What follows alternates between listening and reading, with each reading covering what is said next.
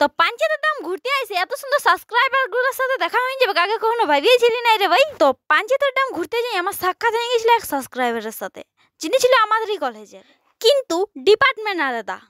আমরা যেদিন ড্যাম ঘুরতে গিয়েছিলাম সেদিন আবহাওয়াটা ছিল অসাধারণ। চারিদিকে দৃশ্যটা দেখে মনে হচ্ছিল যেমন কোনো এক স্বর্গের মধ্যে চলে এসেছি, কিন্তু সেটা ছিল আমার কল্পনা।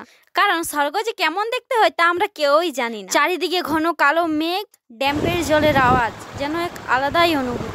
কিছুক্ষণ ড্যাম্পের মধ্যে ঘোরাঘুরি করেই আবার রওনা হলাম বাবাদের কাছে, কারণ অনেক মেঘ করে এসেছে, যদি বৃষ্টি পড়ে তাহলে তো ঘরে যেতে অনেক অসুবিধা হবে। কিন্তু যেটা ভয় থাকে সেটাই হয়। যখনই ভাবলাম বাড়ির দিকে রওনা হবো সেই টাইমে জল শুরু হয়ে গেল, তাই আমাদের বর্ষাতিটাও পরে নিতে হলো।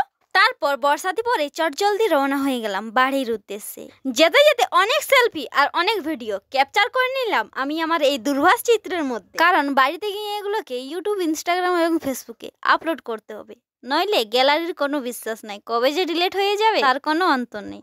আর যদি সোশ্যাল মিডিয়ায় একবার এটা পোস্ট হয়ে যায় তাহলে এটা স্মৃতি হয়ে থেকেই যাবে। ও আর হ্যাঁ বন্ধুগণ, ডিবিসি পাঞ্চেতে যাওয়ার লং ব্লগ আমার চ্যানেলে আপলোড করা হয়ে গেছে, তোমরা যারা যারা ইচ্ছুক দেখতে পারো। তারপর রাস্তায় এসে আমরা ভাইয়ের দেওয়ার চকলেটটা ছিঁড়ে খেয়ে নিলাম আর রওনা হয়ে গেলাম বাড়ির উদ্দেশ্যে।